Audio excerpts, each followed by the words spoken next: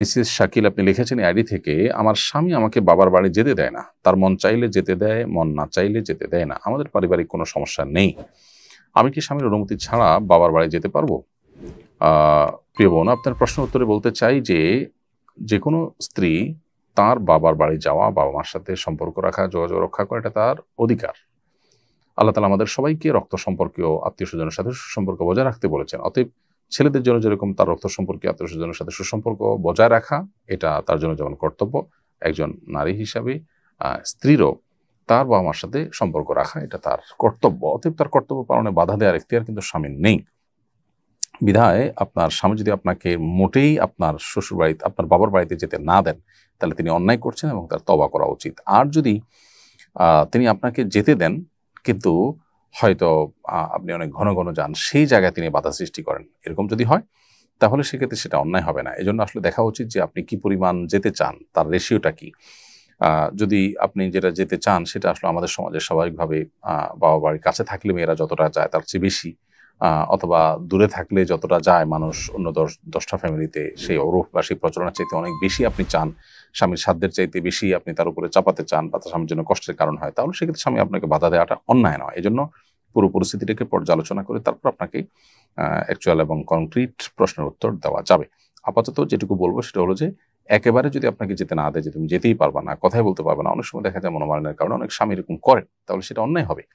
আবার এরকম অন্যায় যদি করেন, তাহলে আপনি চুপে আ আ বা চুপিসারে বা গোপনে স্বামীকে না জানিয়ে তাদের সাথে যোগাযোগ রক্ষা করা বা তাদের সাথে কথা বলা, এটা আপনার জন্য সম্পূর্ণ জায়েজ হবে। কারণ সেটা আপনার কর্তব্য, আপনি সেটা করবেন। কিন্তু স্বামীর সাথে আবার যাতে সম্পর্ক নষ্ট না হয় সেজন্য তাকে না জানিয়ে করার চেষ্টা করলেন। তারপরেও যদি তিনি জেনে যান এবং সম্পর্ক নষ্ট হওয়ার চেষ্টা বা শঙ্কা তৈরি হয়, তারপরেও আপনি বাবা-মার সাথে সংযুক্ত থাকার চেষ্টা করবেন।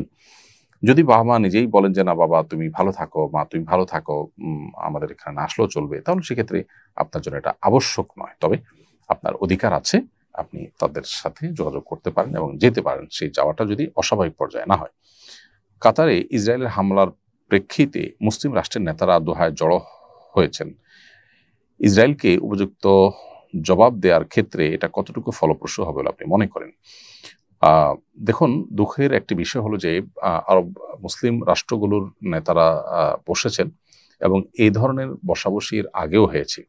যেখানে অভিশপ্ত রাষ্ট্র একটি মুসলিম রাষ্ট্রে হামলা করেছে এবং আ অনধিকার চর্চা করেছে। পৃথিবীর ইতিহাসে সবচাইতে বড় আ জুলুম যারা করে চলেছে, তাদের এহেন কর্মকাণ্ডে মুসলিম দেশগুলো যে পরিমাণ আ শক্তি সামর্থ্য নিয়ে তারা এটাকে প্রতিরোধ করা দরকার ছিল, অন্তত তাদের জায়গা থেকে যে জোরালো প্রতিবাদ এবং কার্যকর ভূমিকা নেয়ার কথা ছিল, তার ধারে কাছেও কোনো সময়ই মুসলিম রাষ্ট্রগুলো নিতে পারেনি। এটা আমাদের জন্য দুর্ভাগ্যের বিষয়। অতএব তাদের এই বসার দ্বারা যে কি হবে সেটা আসলে বলা কঠিন এবং সেটা নিয়ে অনেক বেশি আশাবাদী হওয়ারও জায়গা খুব বেশি নেই। তারপরও একটা জিনিস ভালো লেগেছে, তা হলো এই যে আরব মুসলিম রাষ্ট্রের নেতারা একত্র হয়েছেন, তারা ন্যাটোর মতো করে আরব মুসলিম রাষ্ট্রগুলোর আ একটি আলাদা সামরিক জোট গঠন করবার কথা তারা তুলেছেন। এটা সাংঘাতিকভাবে প্রশংসনীয় এবং ইতিবাচক।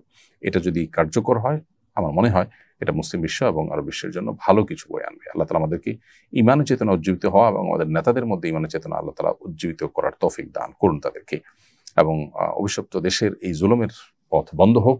আমাদের মধ্যে মুসলিম হিসাবে আত্মসম্মান বোধ জেগে উঠুক, আমাদের নেতাদের মধ্যে সেটি জেগে উঠুক।